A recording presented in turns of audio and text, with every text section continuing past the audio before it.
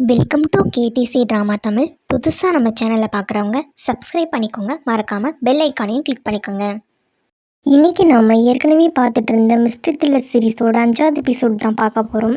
இந்த எபிசோடோட ஸ்டார்டிங்கில் சேனா டோராக் 2 பேர் காரில் போயிட்டு இருக்கும்போது டோராக் சேனா டீஸ் பண்ணிகிட்டே இருப்பான். பீக் அவங்ககிட்ட கொஞ்சம் க்ளோஸாக பேசியிருப்பானே, நிக்னேமை சொல்லி கூப்பிட்டுருப்பானே.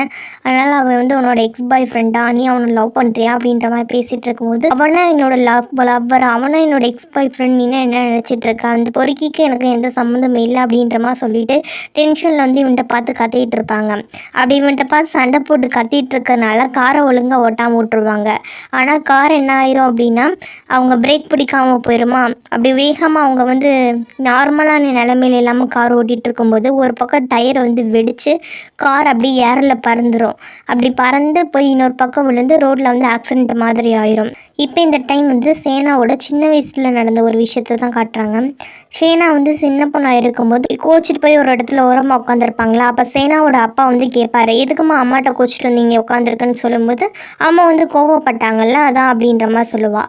அம்மா கோவப்பட்டாங்க அப்படின்றது நீ தப்பு பண்ண அப்படின்றதுக்காக இல்லை, நீ இந்த பானையை உடைச்ச, அது உன்னோட தப்பு தான். ஆனால் நீ அதை தப்பு பண்ணலைன்னு போய் சொன்ன பார்த்தியா, அதனால தான் அம்மா கோவப்படுறா. நீ பானையை உடைச்சதுக்காக ஒன்றும் அம்மா கோவப்படலை அப்படின்ற மாதிரி சொல்லிட்டு இருப்பாங்க. ஆனால் நான் அப்படி பண்ணவே இல்லையே அப்படின்ற மாதிரி சொல்லிட்டு அந்த பிள்ளை குட்டி பொண்ணு தானே, ஆனால் நான் அப்படி பண்ணவே இல்லையே அப்படின்ற மாதிரி சொல்லிட்டு சின்ன பொண்ணாக இருக்குமோ அப்படி சொல்லிட்டு இருக்குமா. இங்கே பாரு, அப்பா உனக்கு ஒரு சீக்ரெட் சொல்லவா, நம்ம வீட்டுக்கு பக்கத்தில் இருக்க பார்த்தியே இந்த மரம், இது ஒரு மேஜிக் மரம். இதில் நீ பொய் சொன்ன அப்படின்னா அந்த மரத்தில் இருக்க இலைகள் விழுகும், உண்மை சொன்ன அப்படின்னா விழுகாது. அதன் மூலமாக நீ உண்மை சொல்கிறியா பொய் சொல்கிறியான்றதை கண்டுபிடிச்சிடலாம் அப்படின்ற மாதிரி சொல்லிட்டு சின்ன வயசில் அவங்க அப்பா அந்த மரத்தை காட்டி பேசியிருப்பார். இப்படி தான் சின்ன வயசுலேருந்தே சேனாக்கு எப்பயுமே உண்மை பேசணும், பொய் பேசக்கூடாது அப்படின்ற மாதிரி சொல்லி கொடுத்து வளர்த்துருப்பாங்க. இந்த விஷயங்கள் எல்லாமே சேனா கண்ணு முன்னாடி இப்போ போயிட்டு அப்படியே கண்ணு முழிச்சு பார்க்குறாங்க. கண்ணு முழிச்சு பார்த்தாங்க அப்படின்னா சேனா ஹாஸ்பிட்டலில் இருந்திருப்பாங்க. கார் ஆக்சிடென்ட் ஆச்சுல, அதில் சேனா கடிப்பட்டிருக்கும் போல இருக்கு, ஆனால் ஹாஸ்பிட்டலில் அட்மிட் பண்ணியிருப்பாங்க. இந்த மாதிரி சேனா கடிப்பட்டிருக்கு அப்படின்ற விஷயம் தெரிஞ்சு சென் பதட்டமாக ஓடி ஹாஸ்பிட்டலுக்கு வருவானா. வெளியில் டோராக் தான் வெயிட் பண்ணிகிட்டு இருப்பான். ஏன்னாச்சும் அவளுக்கு ரொம்ப சீரியஸாக இருக்கான்னு சொல்லி கேட்கும்போது இல்லை கையில் தான் அடிபட்டிருக்கு, ரொம்ப சீரியஸ்லாம் இல்லை, ஃப்ராக்சர் தான் அப்படின்ற மாதிரி சொல்லுவாங்க. அப்போ தான் சென்னு கொஞ்சம் ரிலாக்ஸாக இருக்கும், ரொம்ப இல்லையா அப்படின்ற மாதிரி சொல்லிட்டு. அதுக்கப்புறம் உள்ளே போய் பார்க்கும்போது இந்த மாதிரி சேனா முடிச்சிருக்காங்கன்னு தெரிஞ்சும் டோராக் டாக்டரை கூப்பிட்டு வரேன் அப்படின்ற மாதிரி சொல்லிட்டு அங்கேருந்து கிளம்பி போயிடுவாங்க. அப்படி அவன் போகிற வழியில் தான் டோராக் வெளியில் ஃபுல்லாக ரிப்போர்ட்டர்ஸ் எல்லாமே ஹாஸ்பிட்டல் சூழ்ந்துருக்காங்க அப்படின்றது தெரிய வரும். ஏன்னா டோராக் அப்படின்றவங்க இப்போ என்னதான் மர்டர் சஸ்பெக்டாக இருந்தாலும் முன்னாடி ஒரு ஃபேமஸான சிங்கர் தானே. அப்போ ஒரு ஐடல் அந்த அளவுக்கு இருந்தவங்க பண்ணுறப்ப ப்ரெசன்ட் மீடியா எப்பயுமே சுற்றி தானே இருக்கும். அந்த மாதிரி சுற்றி இருந்திருப்பாங்க. இந்த டைம் சேனா என்ன பண்ணுவாங்க அப்படின்னா சென்கிட்ட சொல்லுவாங்க, எனக்கு இந்த கார் ஆக்சிடென்ட் நார்மலான ஆக்சிடென்ட் மாதிரி தெரில, இதுக்கு முன்னாடி பெரிய விஷயம் ஏதோ ஒன்று இருக்க மாதிரி தெரியுது. ஆனால் நீ என்ன பண்ணுற அப்படின்னா டோராக் இப்போதைக்கு ரிப்போர்ட்டர்ஸ் கண்ணில் படாமல் பார்த்துக்கோ. ஏன்னா ஹாஸ்பிட்டல் சுற்றி ஃபுல்லாக ரிப்போர்ட்டர்ஸ் இருக்காங்கல்ல, அவனை பற்றின நியூஸ் எல்லாம் எப்படா கிடைக்குன்ற மாதிரி பார்த்துட்டு இருக்காங்க. ஆனால் அவனுக்கு பக்கத்தில் யாரும் வராத மாதிரி பார்த்துக்க. அது ரெண்டாவது, இந்த ஆக்சிடென்ட்டுக்கு பின்னாடி யார் இருக்காங்க அப்படின்றத நீ சீக்ரெட்டாக விசாரி.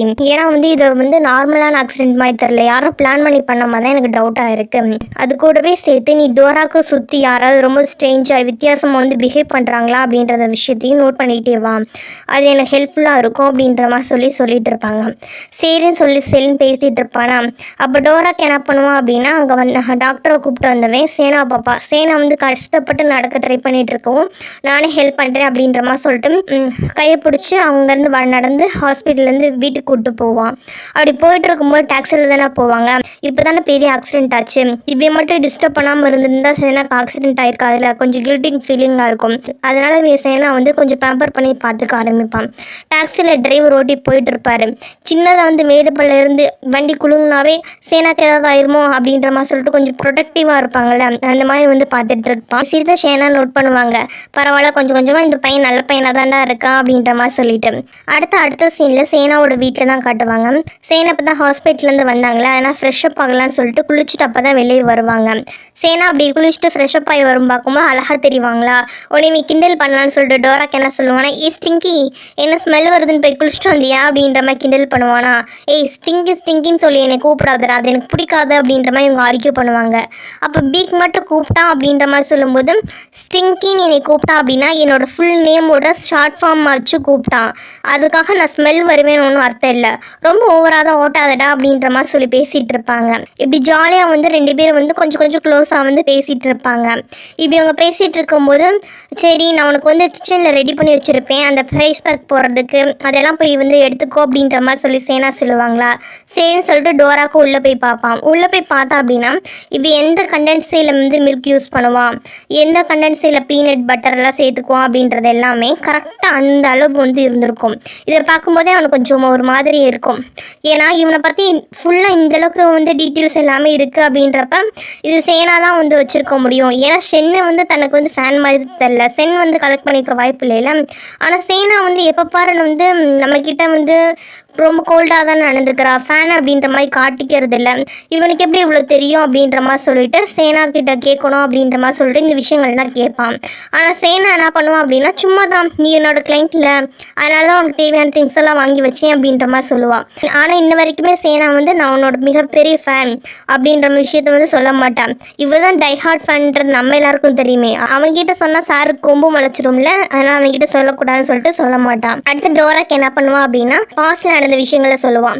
இந்த மாதிரி வந்து நான் ஒரு சில ப்ராடக்ட்ஸ் எல்லாத்துக்குமே வந்து நான் பிராண்ட் வந்து யூஸ் பண்ணி தான் வந்து ப்ரொமோஷன் பண்ணி கொடுத்தேன், அதெல்லாம் நான் ஒர்க் பண்ணும்போது ஒரு சில விஷயங்களுக்கு பண்ணது, ஆனால் இன்னும் ஒரு சில ப்ராடக்ட்டுக்கு வந்து என்னால் பிடிச்சி ஜென்யூனாக பண்ணேன் அப்படின்ற மாதிரி சொல்லிட்டு தன்னோட லைஃப்பில் நடந்திருக்கும்ல சில இன்சிடென்ட்ஸு அது எல்லாத்தையுமே வந்து சேனா கிட்ட வந்து ஷேர் பண்ணிக்குவான். ஏன்னா இப்போ வந்து அவன் இருக்க சேனாவோட வீட்டில் சேனா மட்டும்தான் கொஞ்சம் நல்லா வந்து பேசுகிறாங்க, இவனை வந்து நம்புகிறாங்க அப்படின்றதுனால அதெல்லாம் சொல்லிகிட்டு இருப்பாங்க.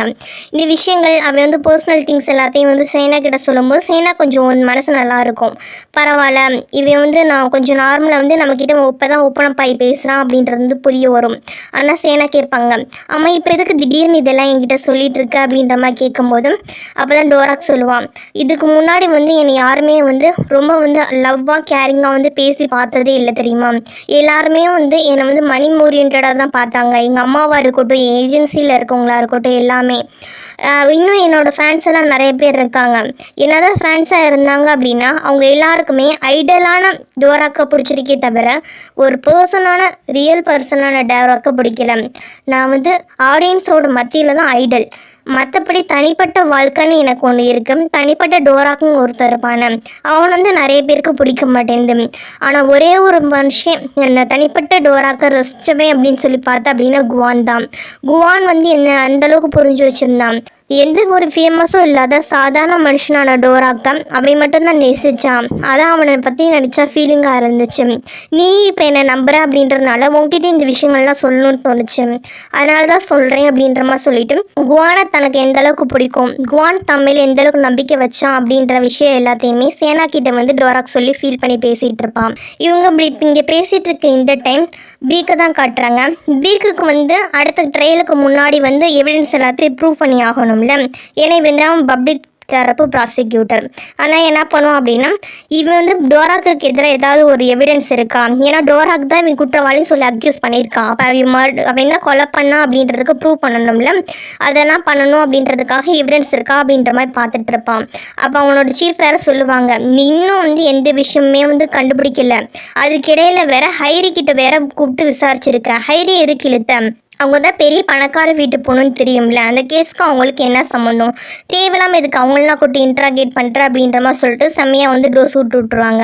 இந்த மாதிரி பேச்செல்லாம் வாங்கினதுக்கு அப்புறமேட்டுக்கு கொஞ்சம் சோர்வாக வந்து தன்னோட டெஸ்கில் உட்காந்துட்டு இதுக்கு மேற்பட்டு ஏதாவது வந்து டீட்டெயில் கலெக்ட் பண்ணணும்ல, ஆனால் இந்த கேஸில் வந்து இன்வெஸ்டிகேஷன் பண்ணுவாங்கல்ல, அவங்கள்ட்ட வந்து இதை பற்றின ஏதாவது நியூ இன்வெஸ்டிகேஷன் டீட்டெயில்ஸ் இருக்கா, ஏதாவது புதுசாக இன்வெஸ்டிகேஷன் பண்ண இன்ஃபர்மேஷன் இருக்கா அப்படின்ற மாதிரி சொல்லி கேட்டுட்ருப்பான். அப்படி இன்வெஸ்டிகேஷன் பண்ணதில் அவங்களுக்கு என்ன தெரிய வந்து அப்படின்னா அங்கே வந்து அந்த டோராக்கோட வீட்டை சுற்றி சிசிடிவி கேமராஸ்லாம் இருக்கும்ல, அதில் ஒரு கேமராவில் அன்னைக்கு வந்து ஜூனியரான ஐரிஷ் அங்கே வந்திருக்கான் அப்படின்ற மாதிரி ரெக்கார்ட் ஆகிருக்கும். ஆனால் அவங்க வந்து தரப்பு ப்ரொவைட் பண்ணியிருப்பாங்கல்ல அந்த ஏஜென்சி சைடு, அவங்க என்ன சொல்லியிருப்பாங்க அப்படின்னா எங்கள் ஐடியல் பசங்க எல்லாருமே வந்து அன்றைக்கி வந்து டோரா கிடச்சனால ஹாஸ்பிட்டலில் தான் அட்மிட் ஆகிருந்தாங்க அப்படின்ற மாதிரி சொல்லியிருப்பாங்க. ஆனால் இவங்க இன்வெஸ்டிகேஷன் பண்ணதில் அந்த ஹாஸ்பிட்டல் அவள் இல்லாமல் வெளியில் போயிருக்கா அப்படின்றது தெரிய வருது. அப்படின்றப்ப இவன் மேலே கொஞ்சம் டவுட் வருதுல்ல, அதனால் இவனை வந்து கொஞ்சம் நம்ம வந்து டீப்பாக வந்து நோட் பண்ணி ஆகணும் அப்படின்ற மாதிரி சொல்லிட்டு அவனை போய் விசாரிக்கிறதுக்காக கூப்பிட்டு விட்டுருப்பாங்க. அதே மாதிரி ஐரிஸும் வந்திருப்பான். ஐரிஸ் கிட்ட வந்து விசாரிப்பாங்க, நீ வந்து டோரா கடிச்சதுக்கு அப்புறமேட்டு ஹாஸ்பிட்டலில் தானே இருந்தேன்னு சொல்லி சொன்னேன், ஆனால் நீ சிசிடிவி கேமராவில் பார்க்கும்போது அந்த மாதிரி இல்லையே அப்படின்ற மாதிரி சொல்லி கேட்கும்போது, ஏன்னா ஐரிஸோட வாக்குமூலம் படி என்ன அப்படின்னா, அன்னைக்கு வந்து டோராக்கு வந்து ஐரிஸ் வந்து அடிச்சுட்டான். அந்த ஜூனியர் பசங்களில் ஒருத்தனுக்கு அடிப்பட்டுச்சுல, அந்த பையன் பேர் ஐரிஸ், அவனை வந்து அடிச்சிட்டானே. அதனால் வந்து அவன் ஹாஸ்பிட்டலில் அட்மிட் ஆயிருந்தான். அவங்க ஏஜென்சியில் இருக்கவங்க பூராமே அதுக்கு சாட்சி அப்படின்ற மாதிரி சொல்லியிருப்பான். ஆனால் ஹாஸ்பிட்டலில் அவன் அந்த டைம் கொலை நடந்துச்சுல, குவான் இறந்து போனான்னு, அந்த டைம் அங்கே இல்லை அப்படின்ற மாதிரி சொல்லிட்டு ப்ரூஃப் ஆகிருக்கும். இப்போ வந்து இவன் தான் அந்த இடத்துல இல்லை அப்படின்றப்ப இவன் மேலே டவுட் வரதில்ல, இதை பற்றி விசாரிக்கணும் அப்படின்ற மாதிரி சொல்லிட்டு பீக் வந்து முடிவு பண்ணிகிட்டு இருப்பான். இந்த டைம் சென்னை தான் காட்டுவாங்க. சென் வந்து சேனா கிட்ட சொல்லுவான், நீ இந்த மாதிரி கார் ஆக்சிடென்ட் பற்றி விசாரிக்க சொல்லல, நான் விசாரிச்சுட்டேன். அப்படி விசாரிக்கும் போது இந்த கார் ஆக்சிடென்ட் பண்ணது யாருன்னு தெரிய வந்திருக்கு. இந்த கார் ஆக்சிடென்ட் பண்ணதுக்கு பின்னாடி ஏஜென்சி ஹெட்டூரில் அந்த ஜூனியர் பசங்களும் இல்லை. இதுக்கு பின்னாடி இருக்கிறது அந்த ஃபேன்ஸ் 2 பேர் தான். ஃபர்ஸ்ட் எபிசோடில் 2 பொண்ணுங்க வந்து கிரேசி ஃபேன்ஸ் மாதிரி போயிட்டு அவன் வீட்டுக்குள்ளே போயிருப்பாங்களே, அந்த 2 பொண்ணுங்க தான் அவனை போய் வந்து ஆக்சிடென்ட்டுக்கு செட் பண்ணி விட்டுருக்குதுங்க அப்படின்ற மாதிரி சொல்லுவான். இந்த விஷயம் கேட்டால் ஸ்டேனாக்கு வந்து டென்ஷன் ஆயிரும்.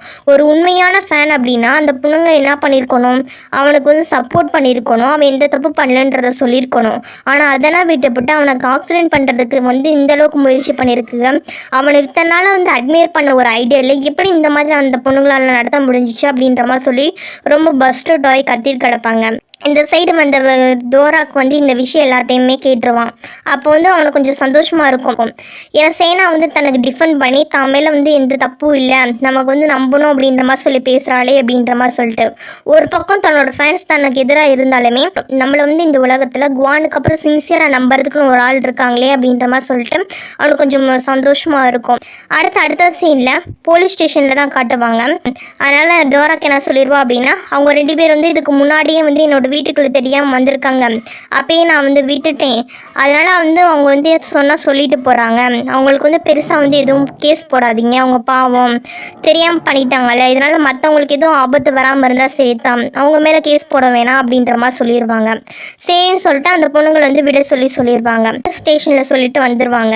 இந்த மாதிரி டோராக் சேனா எல்லாருமே வந்து அந்த பொண்ணுங்க மேலே கேஸ் போட வேணாம், சின்ன பொண்ணுங்க தெரியாமல் பண்ணிடுச்சுங்கன்னு சொல்லி விட்டுட்டு வந்துடுவாங்கள்ல. அப்படி ஸ்டேஷன் விட்டு வெளியே வந்ததுக்கு அப்புறமேட்டுக்கு சேனாக்கு அவங்க ஆஃபீஸ்லேருந்து கால் வரும்.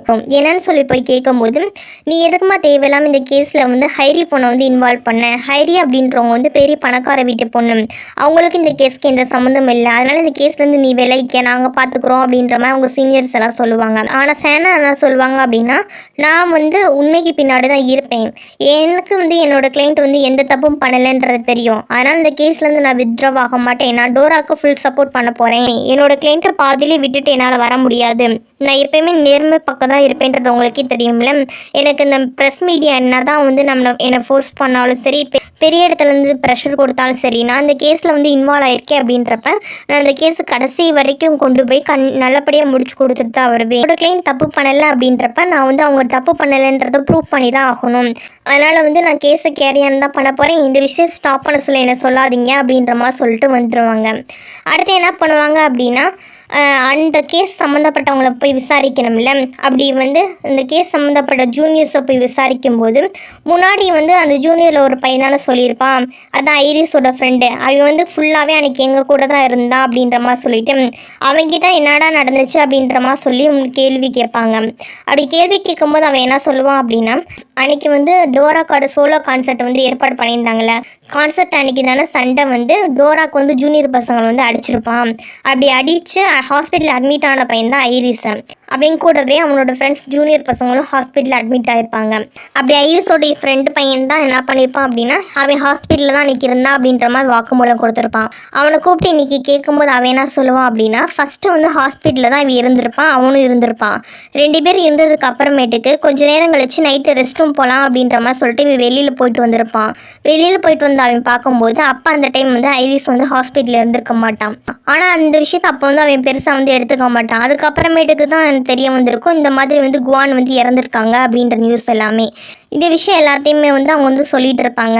அப்போ வந்து இந்த விஷயம் மூலமாக என்ன தெரிய வருது, ஐரிஸ் வந்து கொலை பண்ணுறதுக்கு நிறைய வாய்ப்பு இருக்குது அப்படின்றது தெரிய வருது. ஏன்னா அதுக்கு முன்னாடி ஹைரி என்ன சொல்லியிருப்பாங்க, நான் வந்து உன்னை பார்க்க மீட் பண்ணுறதுக்காக உன் வீடு வழியாக வந்து வரும்போது நான் வந்து ஐரிஸ் அந்த இடத்துல பார்த்தேன் அப்படின்ற மாதிரி சொல்லியிருப்பாங்க. ஆனால் வந்து ஹாஸ்பிட்டலில் வந்து இவன் இந்த மாதிரி அட்மிட் ஆயிருக்கா அப்படின்ற ரிப்போர்ட் இருந்ததுனால தான் அவனை வந்து இன்வால்வ் பண்ணியிருக்க மாட்டாங்கல்ல. இப்போ வந்து அவன் மேலே வந்து டவுட் ஆயிருக்கு அப்படின்றது வந்து தெரிய வந்திருக்குல. பார்க்கலாம் அந்த ஐரிஸ் தான் கொலை பண்ணானா இல்லையா அப்படின்னு சொல்லிட்டு. கட் பண்ணோம் அப்படின்னா சேனாவை தான் கட்டுவாங்க. சேனா வந்து டோரா கிட்ட கேட்பாங்க, உனக்கும் ஜூனியர் பசங்களுக்கு எதனால சண்டை வந்துச்சு, என்ன காரணம், எங்களுக்கு வந்து இந்த கேஸில் ஐரிஸ் மேலே வந்து டவுட்டாக இருக்குது, அவன் வந்து அந்த மாதிரி பண்ணுறதுக்கு வாய்ப்பு இருக்கா, உண்மையை நடந்தபடி சொல்லு அப்படின்ற மாதிரி கேட்கும்போது அப்போ தான் அவை சொல்லுவான், அன்னைக்கு கான்சர்ட் நடக்கும்போது என்ன சண்டை நடந்திருக்கும் அப்படின்னா, இது வந்து டோரா கூட சோலோ கான்சர்ட்டு, டோராக்கு தான் பாட்டு பாடணும், அதுக்கு கூட ஜூனியர்ஸ் எல்லாத்தையும் வந்து இன்ட்ரோ பண்ணுறதுக்கு அவங்களுக்கு வந்து கொஞ்சம் ஸ்டேஜ் சப்போர்ட் கிடைக்கணுன்றதுக்காக வந்து பார்ட்டிசிபேட் பண்ண சொல்லியிருப்பாங்க. அதில் வந்து ட்ரம்ஸ் ப்ளே பண்ணுற ஒரு பிளேயராக தான் இந்த ஐரிஸ் பையன் வந்து இருந்திருப்பான். அவன் அந்த இடத்துல வந்து பார்ட்டிசிபேட் பண்ணுறதுக்கு முன்னாடியே டோராக்கும் இவனுக்கும் கொஞ்சம் பிரச்சனையாக இருக்கும்ல. அப்படி பிரச்சனையாகவும் அவன் என்ன பண்ணியிருப்பான் அப்படின்னா, அவனோட பார்ட்டான அந்த சாங்கில் மட்டும் தூக்கிட்டு மற்றவங்களை மட்டும் வச்சு பண்ணிக்கலாம் அப்படின்ற மாதிரி சொல்லியிருப்பான். ஏன்னா அவனுக்கு இவனுக்கு டேர்ம் சரியில்லை அப்படின்றதுனால. ஏன்னா கோஆர்டினேஷனோட பாட்டு பண்ணால் தானே அவங்க வந்து ஆடியன்ஸ்க்கு வந்து நல்லா கொடுக்க முடியும், அப்படி வராது அப்படின்றதுக்காக. ஆனால் வந்து இந்த இதுக்கு வந்து நீங்கள் லாஸ்ட் மினிட்ல என்னை தூக்கக்கூடாது அப்படின்ற மாதிரி ஆர்கியூ பண்ணியிருப்பான். ஏன்னா இது வந்து அவனுக்கான வாய்ப்பு, இதை விட்டால் அவனுக்கு வந்து கிடைக்காதுல்ல அப்படின்ற மாதிரி ஆர்கியூ பண்ணும்போது டோராக்கு என்ன சொல்லியிருப்பான் அப்படின்னா, நீ வந்து இப்போ பண்ணுற ஸ்டேஜில் நீ வந்து அப்படின்னா ஸ்டேஜில் எல்லாரும் வந்து கன்ஃபியூஸ் ஆயிரும் அப்படின்ற மாதிரி சொல்லிட்டு அப்போ வந்து ஸ்டாப் பண்ணியிருப்பான். இதான் அப்போ நடந்துச்சு அப்படின்ற மாதிரி சொல்லி டோராக் சொல்லுவான்.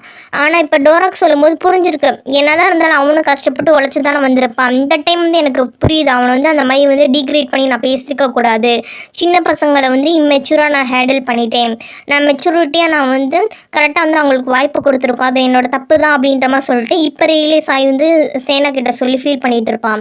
ஆனால் அப்போ சண்டை போட்டு அடிச்சிருப்பானே, அதான் நடந்துச்சு அப்படின்ற மாதிரி சொல்லிட்டு எல்லாத்தையும் சொல்லிகிட்டு இருப்பாங்க. இதெல்லாம் கேட்டு சேனா என்ன சொல்லுவாங்க அப்படின்னா, சரி நான் உங்ககிட்ட ஒரு விஷயம் சொல்லவா அப்படின்ற மாதிரி சொல்லிட்டு, நீ வந்து உன்னை உண்மையாக நம்புகிறேன், அதனால் நான் உன்னை ஒரு இடத்துக்கு கூட்டிகிட்டு போகிறேன் அப்படின்ற மாதிரி சொல்லி அவங்க அப்பா வந்து ஒரு மரத்துக்கிட்ட கூட்டிகிட்டு போயிருப்பாங்களா, மேஜிக் ட்ரீன்னு சொல்லிட்டு அந்த ட்ரீயோட கதையை சொல்லிட்டு, இந்த மாதிரி சின்ன வயசில் வந்து எங்கள் அப்பா சொல்லியிருக்காங்க, நம்ம வந்து பொய் சொல்லலை அப்படின்னா இந்த மரத்தில் இருக்க இலை எதுவுமே விழுகாதான், அதுவே நம்ம பொய் சொன்னோம் அப்படின்னா அந்த மரத்தில் இருக்க இலையெல்லாம் விழுகுமா, நீ சொல்லு, நீ உண்மை சொல்கிறியா பொய் சொல்கிறியா நான் பார்க்குறேன் அப்படின்ற மாதிரி சொல்லுவாங்களா. உடனே டோராவுக்கும் என்ன பண்ணுவான் அப்படின்னா, அந்த மேஜிக் ட்ரீ இருக்குல்ல அதுக்கிட்ட போய் சொல்லுவான், நான் இந்த மாதிரி வந்து நான் குவானை கொலை பண்ணவே இல்லை, குவானோட இறப்புக்கும் எனக்கு எந்த சம்மந்தமும் இல்லை அப்படின்ற மாதிரி சொல்லுவான். அந்த மரம் வந்து எதுவுமே ஆடாமல் அசையாமல் அப்படியே நிற்கமா. இது மூலமாக என்ன தெரியுது, அவன் வந்து உண்மைதான் சொல்கிறான் பொய் சொல்லலைன்றது தெரிய வருதுல்ல. அதை பார்க்கும்போது சேனாக்கு வந்து ரொம்ப சந்தோஷமாக இருக்கு. இதுக்கு முன்னாடியே ரொம்ப ஸ்ட்ராங்காக இருந்தாலுமே இந்த ஒரு வெளியே வந்து சின்ன வயசுல அவன் நம்பிட்டு இருக்கிறதுல இதை சொல்லும்போது வந்து ரொம்ப சந்தோஷமாக இருக்கும். இந்த மாதிரி ரெண்டு பேருமே ஒருத்தருக்கு ஒருத்தர் வந்து அவங்களுக்குள்ள பர்சனலாக இருந்த விஷயங்கள் அந்த விஷயம் எல்லாத்தையுமே வந்து ஷேர் பண்ணிவிட்டு மனசோட்டு வந்து பேசிக்க இப்போ தான் ஆரம்பிச்சுட்டு இருப்பாங்க. கரெக்டாக இந்த டைம் பார்த்து ஹைரி அந்த சேனாவோட வீட்டுக்கு வருவான், டோராக்கா பார்க்கணும் அப்படின்ற மாதிரி சொல்லிட்டு. வந்தவா டோராக்கா பார்த்துட்டு நீ எதுக்கு இங்கேனா ஸ்டே பண்ணிகிட்டு இருக்க, பேசாமல் என் கூட வா, என்னோட வீட்டில் ஸ்டே பண்ண அப்படின்ற மாதிரி சொல்லி கூப்பிடுவான். இதை கேட்கும்போது சேனாக்கு வந்து அப்படியே மைண்ட் வந்து அப்செட் ஆயிருமா, ரொம்ப ஃபீல் பண்ணி சைலண்ட்டாக இருந்துட்டு இருப்பாங்க. உடனே டோராக்கு என்ன பண்ணுவான் அப்படின்னா, சேனாவோட கையை பிடிச்சிட்டு, ஹைரி நீ இங்கேருந்து கிளம்பி போகலாம், உனக்கு எனக்கு பிரேக்கப் ஆயிடுச்சுன்னு சொல்லி நான் முன்னாடியே சொல்லிட்டேனே, திருப்பி நீ வந்த அப்படின்னா அது உனக்கு அசிங்கமா இல்லையா, அதனால் இதுக்கு மேற்பட்டு என்னை பார்க்க வராத, நான் எனக்கான இடத்துல எனக்கானவங்க கூட இருக்கேன், இதான் என்னோட இடம், நான் இந்த இடத்த விட்டு எங்கேயும் வரமாட்டேன் அப்படின்ற மாதிரி சொல்லிட்டு ஹைரியை லூஸ் கட் பண்ணி அங்கேருந்து அனுப்பி விட்டுருவான். இதோட என்ன ஆகுது அப்படின்னா இந்த எபிசோட் வந்து முடியுது. அடுத்து என்ன ஆக போகுது அப்படின்றத அடுத்தடுத்த எபிசோடுகளில் வந்து பார்க்கலாம். நான் எக்ஸ்பிளைன் பண்ணது உங்களுக்கு பிடிச்சிருந்துச்சு அப்படின்னா மறக்காமல் சப்ஸ்கிரைப் பண்ணுங்கள், லைக் பண்ணுங்கள், ஷேர் பண்ணுங்கள், கமெண்ட் பண்ணுங்கள். தேங்க்யூ ஃபார் வாட்சிங்.